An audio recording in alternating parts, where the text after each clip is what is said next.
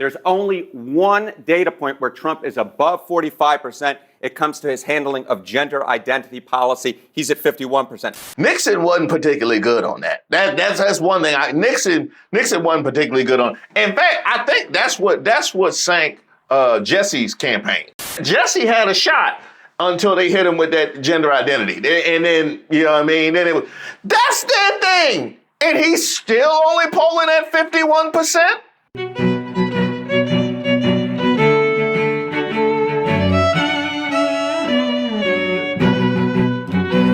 Hey, shout out to all of the subscribers and members here on the channel. I am Reese Waters, and this is Street Politics. Donald, yeah, let me holler at you for a second. Yeah, let me holler at you. Do you remember everything that you said on election night? This is great. These are our friends. We have thousands of friends on this incredible movement. This was a movement like nobody's ever seen before. Well, you were right there. You were right about that. Nobody has ever seen anything like this before. Tuesday will mark President Trump's 100th day in office. We have a brand new CNN poll showing Americans are turning on him after propelling him back into office just 6 months ago. According to this brand new poll, Trump's approval rating now standing at just 41%. To give you some context, that is the lowest for any president at this point in his term in the history of modern polling, going all the way back to Eisenhower. This beats the record Trump himself set at the 100-day mark of his first term back in 2017. You broke your own record? You broke your own record for being trash?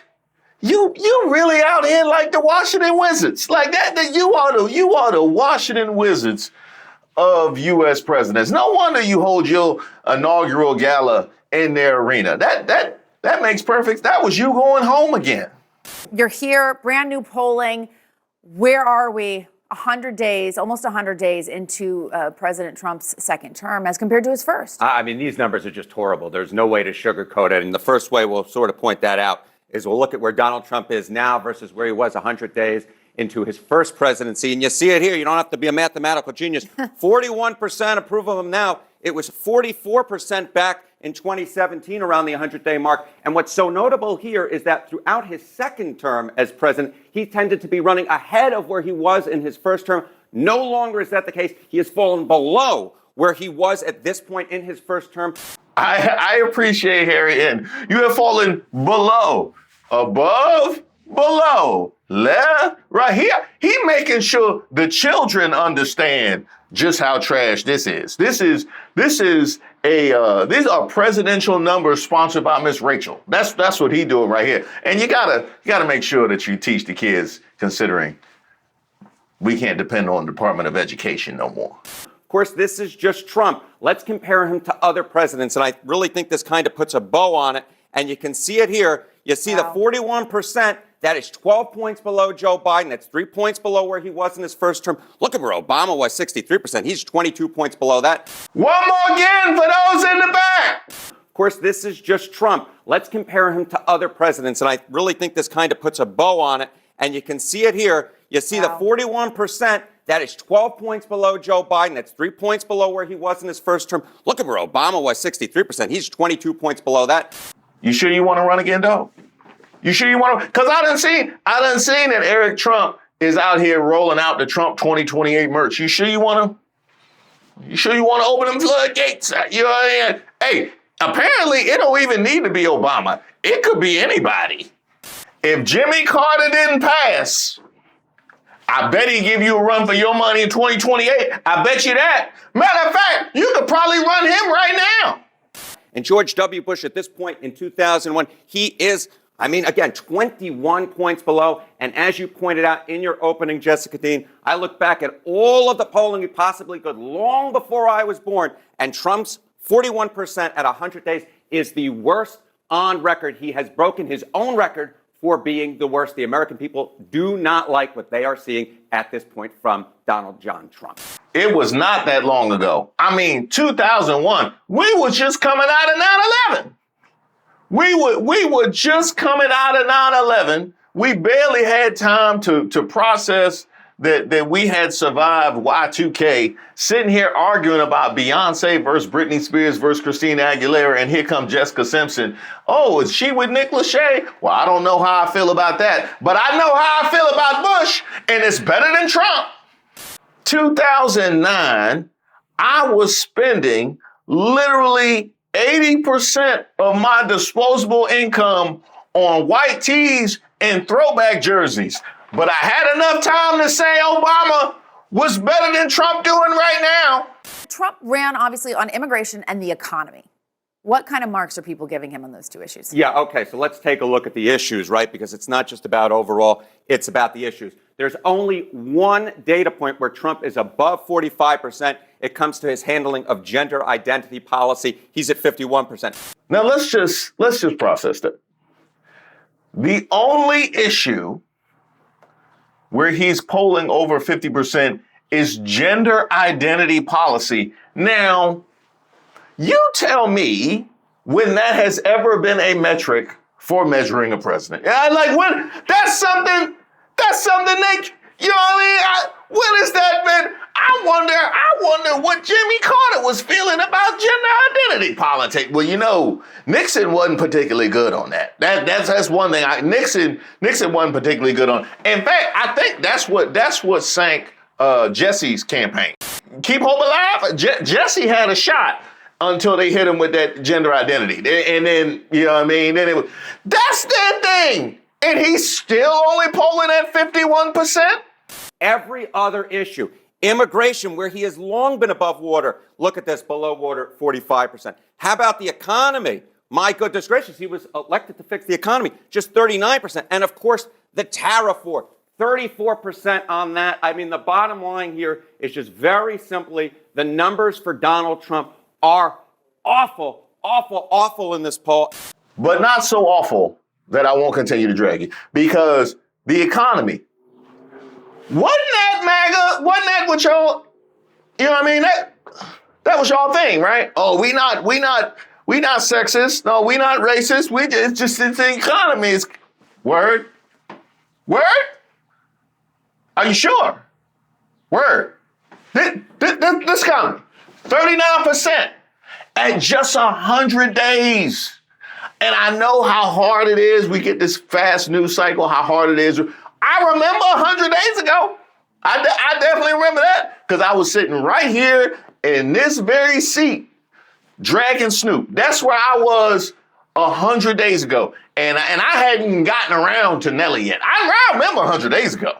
And then, of course, you look again on the economy, we compare it to where we were back in 2017. You see the 49% there. Look here, 39%, 10 points below where he was. I'm going to make the green mark a little bit better there, 49%. And again, I went back and looked at all the presidents I possibly could since 1977, and Donald Trump on the economy here, it's not just the lowest for this term, it's the lowest for any president on record 100 days into a presidency. Just no bueno, Jessica. That is really remarkable. Okay, so how confident are people that he's going to use the office of the presidency responsibly? Yeah, okay, so we're talking about the issues. Let's just talk a little bit here about just the overall way that Donald Trump is going about his business, right?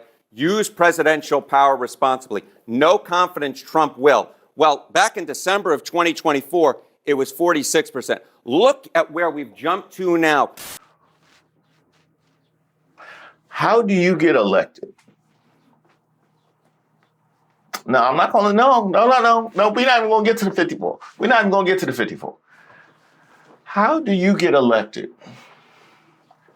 when 46% of the people think that you won't use your presidential powers responsibly? How do you get elected? What did they think Kamala Harris was going to do? Replace the Pledge of Allegiance with the electric slide? Like, what? Were they going to replace the national anthem with all the single ladies? Like, how did you think?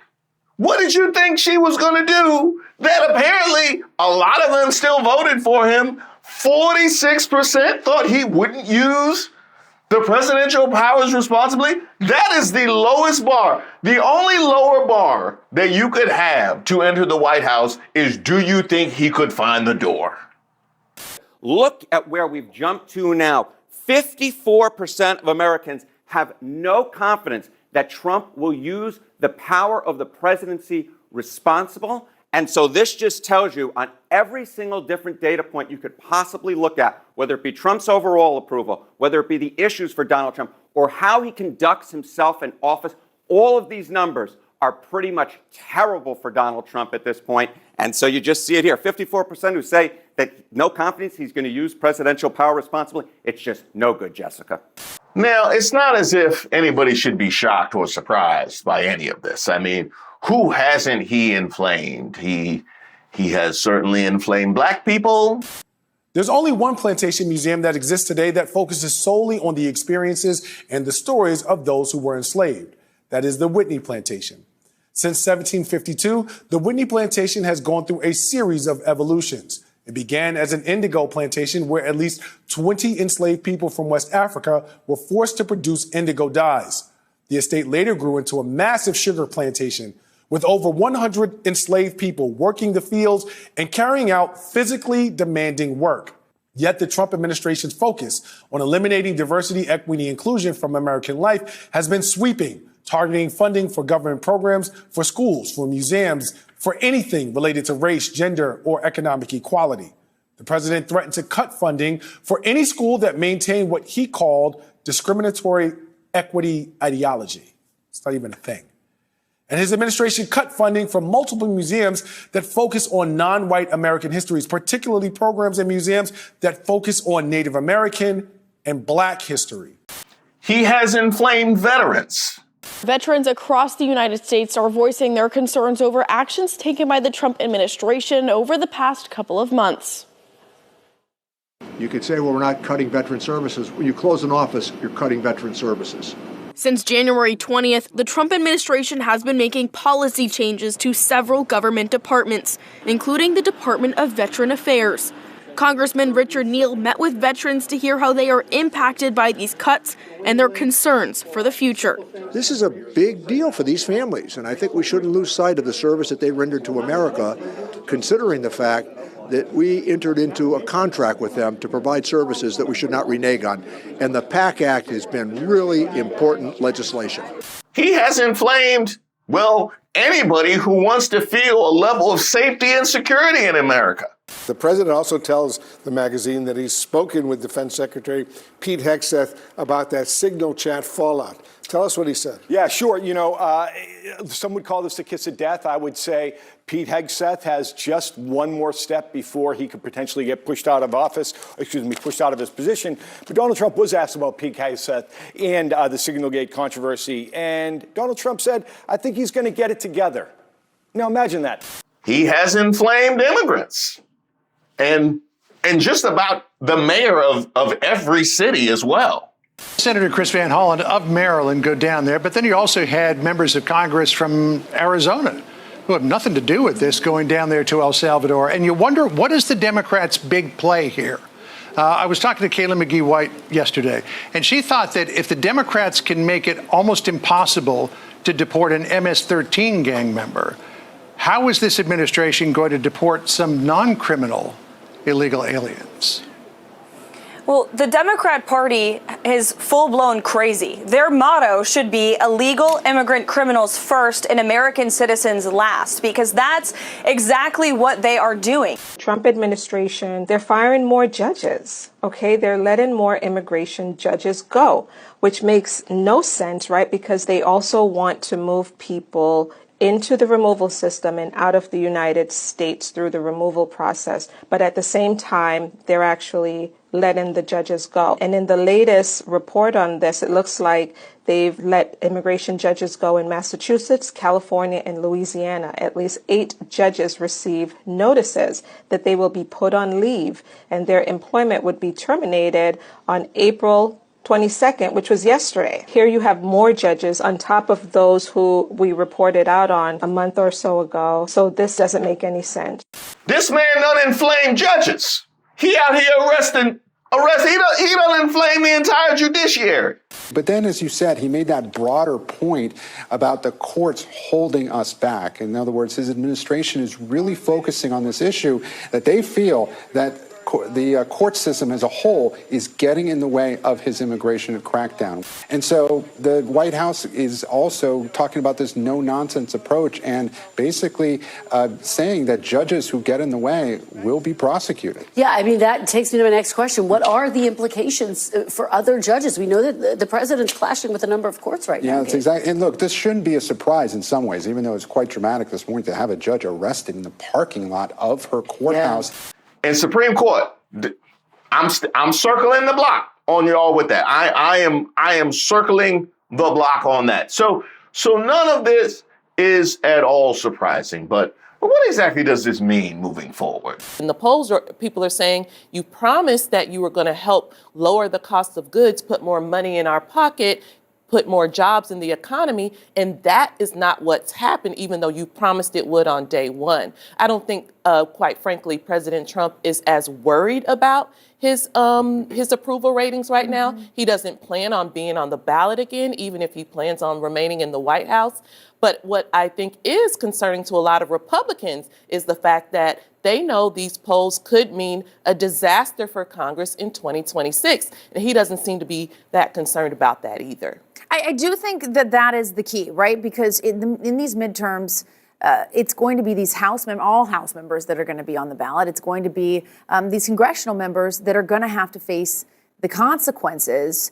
And Trump, Harry, he's not going to have to. Yeah, he's not going to have to. But I'll tell you, there is pretty much zero chance if Donald Trump's approval rating is 41% in November of 2026, the Republicans have any shot of holding the House of Representatives. I repeat, there is no precedent for a president's approval rating being as low as Donald Trump's is right now, and then his party holding on to the House in the midterm elections. We were talking about it yesterday. I mean, when you look at approval ratings this low, this early, you look at where the generic ballot is this low, this early, that usually spells doom for the president's party when it comes to midterm elections. Yeah. Now, GOP, let me holler at y'all for a second. Let me holler at y'all. All the Republicans, Congress, senators, come on now. Get Lisa Murkowski. Why are you hiding under the couch? Get Lisa Murkowski from out under the couch. Let me holler at y'all. So y'all have certified that all of the opposition that you face is paid agitators and George Soros-funded activists. Is that all they polled? Is that all they polled? Because y'all told me everything happening at the town hall was just, whoa, that's activists. They bust them in. Is that?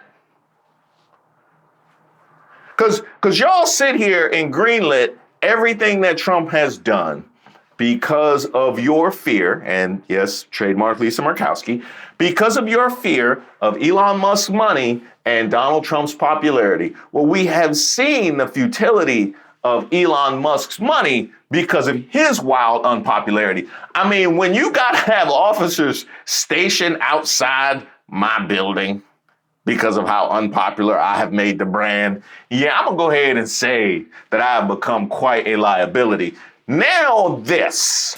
So I'm trying to figure out why you are green lighting every red line that's going into the Constitution in the face of this. At what point do y'all start to see the writing on the wall? And as much as I'm imploring you to do so that you stand in the way of Trump's agenda, there is still a win even if you don't. Just no, they'll find out. You'll find out, just like Marjorie Taylor Greene did when she did a town hall. If you look at our new Fox News poll at 100 days job approval compared to other presidents, there you see the president at 44%, and you see his first term at 45% at this mark, the 100-day mark. We have other new polls that are revealing some concerns about the economy. Let's talk about that. Was he crying?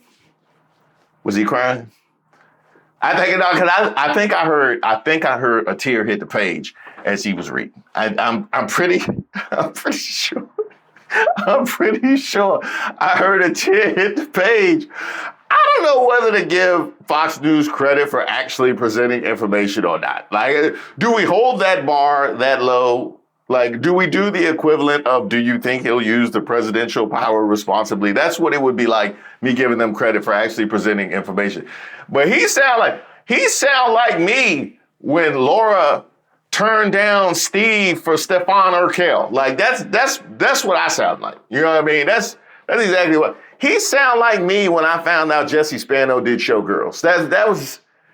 That was how I presented that information. That is as bad as that was. When I found out that Minnie stepped out on Mickey with Donald. That never happened? You mean my cousin lied to me? Fox polls on the economy, for example, the president's numbers are upside down to where they were, and they've taken a drop, as you see there, 38% in approve on the economy, an issue that in the election, obviously, he's succeeded at. Yeah, I think the American people, to what you were saying earlier, don't like volatility. They want to be able to walk into their Target, to their Walmart, and know that they can purchase a TV at a low cost, a low price. And, these tariffs are a tax on the American people. And I think while it is fair that, the Trump administration has said, the United States has not been treated fairly in some of these trade deals, there's a way to do it. There's a precision to it. And you're just seeing this, kind of cut and slash chainsaw approach, with Elon Musk. And at the end of the day, the American people are reacting to that, and the markets are reacting to that. Elon Musk just go ahead and pack up his stuff. I mean, really, just go ahead. I'm surprised that MAGA hasn't had a movement just to send luggage down to the Doge office. Just go ahead and send that luggage. Matter of fact, you know what you can do with your Teslas? You could send those Teslas, like after the panels fly off and everything, send those down to the Doge office so he can construct a pod where he can collect his things on his way out. Yeah, they done already packed him up. Well, you're not going to hear from the American people they want strategic decoupling. That's not language that you're outside the Beltway. But I think, actually, that's what they want. I mean, you could wrap your head around sort of tariffs of things that put American national security at risk. But the things you get from Walmart, those TVs and other items, well, perhaps we don't need to have the tariffs at that level. I think if President Trump was inking trade deals with other countries, it would have sort of an effect where it put pressure on China. But at the moment, he's not getting that. And as a result, it's kind of this dance, who's going to call who first. He hasn't spoken to Xi since he entered office. And he wants that call. And I'm not sure it's going to happen. He not going to be back on Fox News. Nah, he not going to be back. No, because I followed him from beginning to end, and it was a thorough drag, and he can't be back. Matter of fact, he probably not even going to get paid for this appearance. I'm surprised they don't just pan away and get security to come drag him off. It's not easy putting these trade deals together. They're very complex. It's like three-dimensional chess. I mean, you move one thing and something else has to move. So it could take a while. It could take a while, and in the meantime, there is uncertainty, and that has a cost in and of itself, right? Because I think there's merit to some of these ideas of, okay, we're going to go zero for zero, and we're going to have fairer trade with various countries. But he put this on his own plate, and it does need to move quickly to give people the sense that there are deals coming together and that they are looking good for consumers, because they will start to feel these price problems in their stores. Hey, they done had a whole panel. And not a single piece of lipstick was put on these numbers, except Bret Baier tried it. He tried it. And I can understand why he would think that this would be difficult, because everything is difficult for him. He can't even call for the right clip to come up when he's interviewing Kamala Harris. So I can certainly understand that. But they ain't seen nothing yet when it comes to Fox News. Get him, Tarloff! It up. You know what else? Bret Baier had a beautiful graphic. I might frame it on my wall that had the approval ratings for the last 6 presidents for the first 100 days. Donald Trump is now the lowest. He beat himself. So he was at 45% in the first 100 days of Trump 1.0, and now he's at 44%. His economic ratings have gone down by 20%.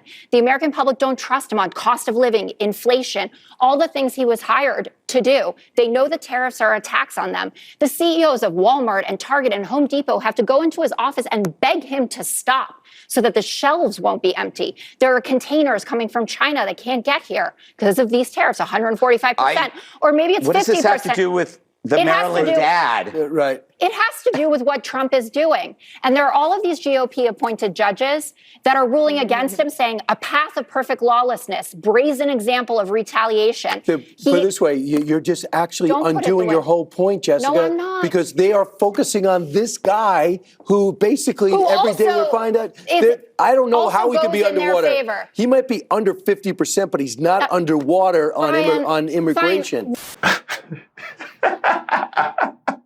There's grasping at straws and there's that. You grasping for paper straws right there. You are grasping for paper straws in the ocean. He might be under 50%, but he is not underwater on immigration. Gender identity. No, we got gender identity, and that's really all we care about at this point. Reuters, YouGov, Quinnipiac, just But he's honestly, winning it's on fine. deportation. Oh, You admitted great. that. But Right. 2-1 that But- this guy should be returned. Listen, Keep you're defending right. a gangbanger all you want. But you're saying I they just should said- emphasize the economy. That's what you're saying. I understand She did that say you that. want me to try to unravel everything that I said. The economy is what drives people to the polls. He now only has a 27% rating with Hispanic voters because he's not focused on the economy and their costs haven't gone down. Huh? What's that? Oh, you think you won Gen Z? And women? Gen Z and women? Okay, all right. I'll take that bet. Here, this is the NBC Stay Tuned poll looking deeply at the youngest group of voters, Gen Z voters, but it's such a big pool. We also can show you everybody, all adults. So look at the comparison here, getting a look at this generation. And again, when we say Gen Z, what are we talking? We're talking people under 30 years old, newest, youngest set of voters. Overall, what you're seeing here is Donald Trump, not that popular. You see, overall, 45 approve, 55 disapprove, but much less popular. It's basically 2-1 disapprove among Gen Z. This is a more anti-Trump, Trump hostile generation than we see in the other generations. This extends to Trump policies, trade, tariffs. Again, overall, not that popular. We have to pause here, Steve. You can't overstate the significance of this. The economy was really the number one issue for voters, and one of the main reasons President Trump won the White House. Exactly. These numbers you see on the economy in his first term look very different than this. And it's not good overall. And again, what you see is much more negative among that youngest set of voters here. How about just optimism about the future? Is it there? Is the country going in the right direction or the wrong direction? Again, overall, this is similar to what we had in our own NBC poll a couple months back. Overall, 40 right track, 60 wrong track. Again, more pessimistic Gen Z. Now, where this gets interesting, though, is I keep saying Gen Z, more Trump hostile, more anti-Trump. There's really part of Gen Z that's powering this and part that isn't. And it has to do with gender. We talk about gender gaps, but look at this, Kristen. Among men in Gen Z, 45-55, Trump's approval rating. That's what we saw with everybody. Among women, that's where he falls off the cliff.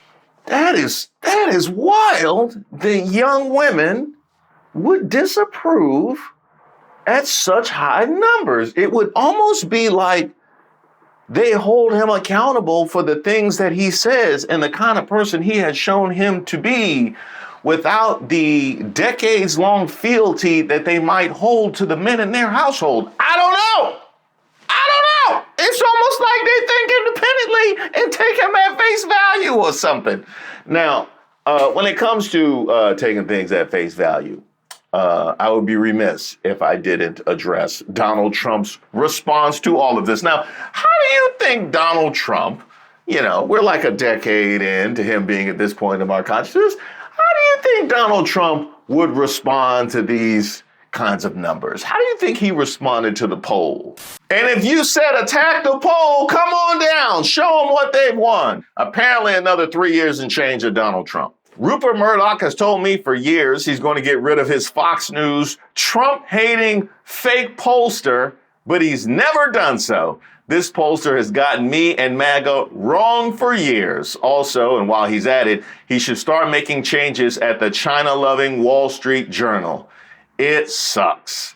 Now, in my day, when you take shots like that at people, you have to stand on that. So Wall Street Journal and Fox News, I'll be happy to see y'all do absolutely nothing and pretend like you didn't hear that. And let's also address the fact that we have a president who we can openly discuss is not capable of hearing any negative news or having any sort of constructive dialogue with anybody. And that's the kind of mindset and makeup that we have elevated to the highest office in the land. We just assume, we just pass that. It's not even a news peg at this point that this is his makeup. But let's not let that go unaddressed. Shocking. Look, the numbers suck. Those are terrible numbers, right? We don't want to see those numbers. But again, snapshot in time. There's some other polling out that's from the Washington Post that says 55% of Americans view the president has done the right thing to address major problems in America. So you can, polls are what you want. You can see what you want to see in polls, but these numbers aren't great. I would say that I'm sure the Trump administration is looking at these. They're in it for the long. They're in this for the long run. And we've been through this. Look, how many times, Dan, have you and I and Karen and others sat here and said, Trump's dead. And then he's like, I'm not dead yet. And then he continues. Listen, he continues. I was here, after the Access Hollywood tape. I've been here through so many. Yeah, but this is not that. This is about people's. I get it, but the numbers will improve. I guarantee you. Over time, things are going to start happening. Well, but I think there's two questions, David, and you know this. It's over how much time and how much more pain are people going to have to feel? I think there's this tendency when numbers come out initially and they're really bad for any president. But, especially for someone like Trump, everybody wants to jump on him and say, oh, my God, yes, finally, people don't like him. I'm a little bit like, okay, I understand, but there are things that he can do, and we've already seen that. If he eases the gas off the gas on trades, that changes the dynamic on Wall Street and Main Street, and people's attitudes could shift. I still think that's baked into this that has not been realized yet is the damage that's already been done with the firing of a lot of federal employees who manage a lot of the nation's business. That's going to come home soon. Now, those are all very important things to keep in mind. As David Urban had said, these need to be put in a certain context. And as Michael Steele said, they can, in fact, get worse. Let's keep that in. Ain't no bottom for Trump. He just broke his own record. Unless they start locking people up for polling. He threatened that around election time, and here they go. Me? They probably coming for the Wall Street Journal next. Y'all finished or y'all done? All three of y'all. I ain't gonna say it no more.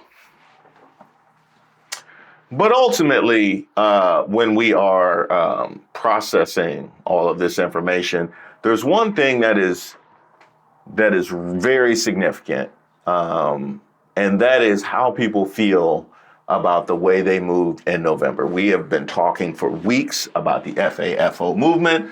So when it comes to people's real reflection on being bamboozled, hoodwinked, and run amok in November, how are they processing that?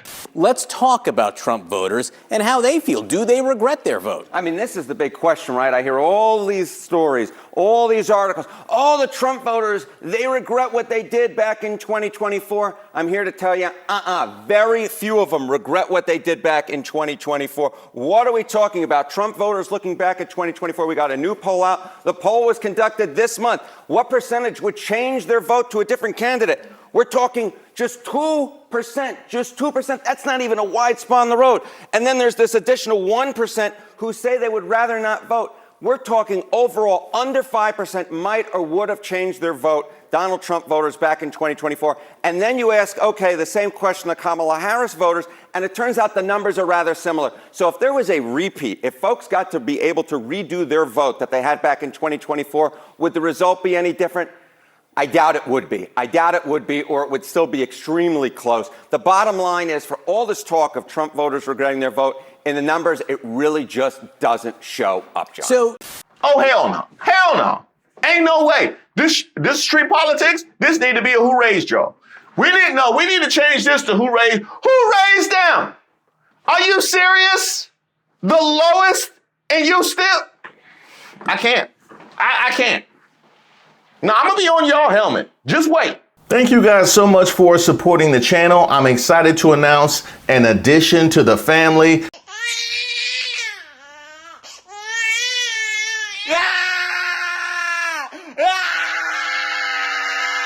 No, not that kind of addition to the family. At least I don't think. Hey, baby! No, this will be in addition to our professional family. I'm excited to announce the new Patreon page. That is patreon.com/Reese Waters. For those of you that are looking for another option for membership, you're looking at some of the perks and bennies of membership over on YouTube, like early access to the videos, some of the videos that I post throughout the week that never hit the main timeline. You're looking for access to the members only lives or the back catalog. All that good stuff is now also available over on Patreon. There's also some Patreon exclusive things like the community chat function, which is kind of like our premiere that never ends. If you were looking to discuss the goings on of the day throughout the day, just like we always do in the live chats during the premieres, now you can do it. I'll be over in those chats. The mods will be over in those chats. So you'll be able to enjoy that as well. Patreon also allows me to release a newsletter weekly. Now there's a monthly newsletter that I've spoken about previously that will still be going out and everybody will be getting that. But there'll also be a curated weekly newsletter as well with some of the content that either has been left out or going a little bit further than some of the videos that we put on the timeline. You can sign up for that over at Patreon as part of their exclusive offerings. And if you would like to give Patreon a try, we're excited to offer a discount for the first few months of membership. And if you are a current member in deep water or troubled water and you would like to try Patreon, we can actually offer you a couple months for free. So look out for that code. That'll be hitting your inbox shortly. But as I always say, I am extremely grateful to all of you for making this moment possible. You sure it's no baby?